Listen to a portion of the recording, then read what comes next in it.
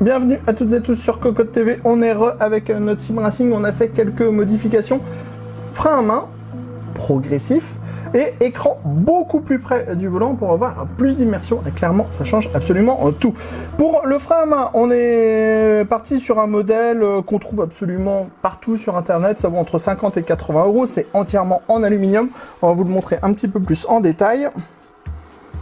On a donc ici la poignée pour tirer le frein à main comme ceci, donc avec de la mousse, toute la tige est en aluminium. Ensuite ici on a des points de réglage pour pouvoir régler la hauteur en fait du frein à main. Ensuite à l'intérieur là-dessous, sous cette fausse plaque en carbone, on va retrouver le mécanisme avec le ressort et le petit PCB Arduino qui va permettre d'avoir en fait une course progressive. Alors bien sûr, sur le logiciel, on vous le montre. Hop, alors on finit de faire le tour de ce petit frein à main qui est presque entièrement en aluminium, anodisé doré, entre 50 et 80 euros, plutôt raisonnable en tarif. Donc comme on vous le disait, en configuration c'est simple, commande, ici on a le frein à main, le Arduino Leonardo, et vous pourrez configurer par exemple la zone morte du frein à main, la zone de saturation. Donc on ne peut pas régler 10 000 choses, mais on a un frein à main qui est progressif et ça franchement c'est hyper bien. Allez, on vous montre dans le jeu tout de suite ce que ça donne.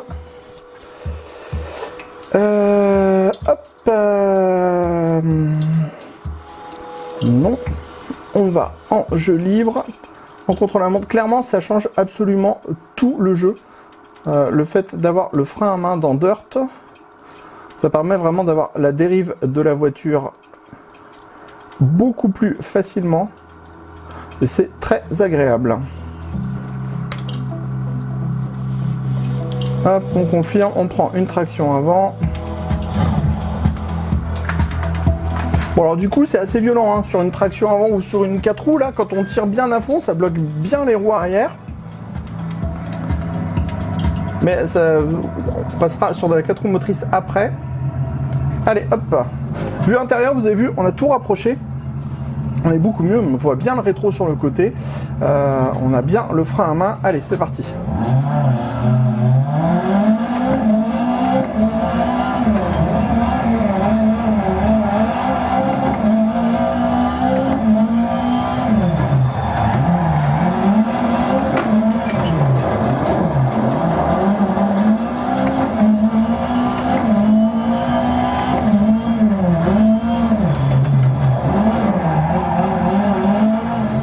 Ça c'est avec une traction avant, on vous montre avec une 4 roues motrices. On reprend le même circuit, on confirme.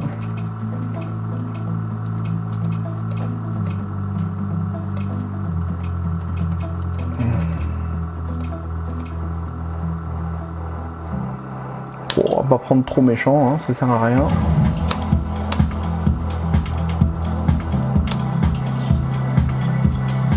Donc, comme vous pouvez régler la zone morte, vous pouvez juste tirer un peu, ça l'active à fond presque tout de suite et autrement avoir quelque chose de très progressif.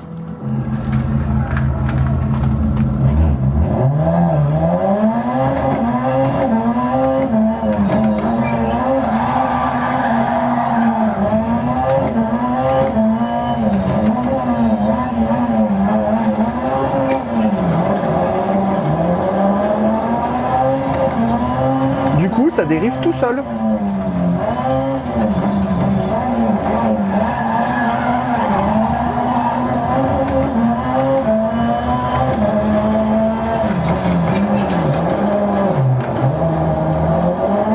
Bon, un petit peu trop là pour le coup.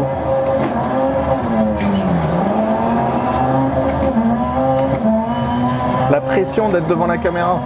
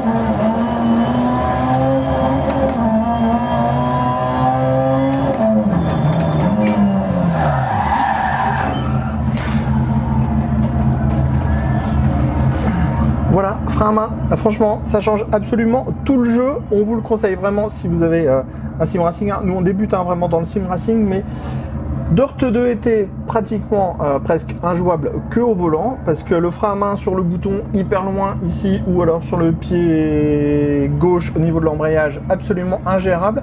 Et là, en rallye, clairement, alors déjà sur le rallycross, on voit la différence, puisque c'est beaucoup plus facile de faire virer l'arrière de la voiture. Mais surtout en rallye, quand on arrive enfin dans une épingle à cheveux, la voiture elle tourne vraiment et beaucoup plus facilement. Elle a un comportement plus sympathique, plus joueur, elle dérive de l'arrière, on contrôle la glisse. Clairement, ça change absolument tout. Bon, ce modèle, hein, c'est un des modèles les moins chers. On construira soi-même avec un modèle Arduino. Il y a plein de guides qui traînent sur Internet. Donc clairement, c'est un vrai gros apport.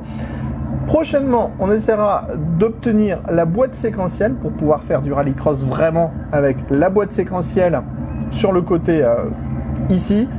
Le frein à main juste à droite, parce que vous avez vu, on a encore un peu de place sur notre support pour pouvoir brancher d'autres choses. Sur ce, on se donne rendez-vous très prochainement sur cocotland.com pour toutes nos news, tous nos articles, tous nos tests, absolument tout. On se donne aussi rendez-vous sur Cocotte TV pour toutes nos prochaines vidéos. On reparlera encore de sim racing prochainement.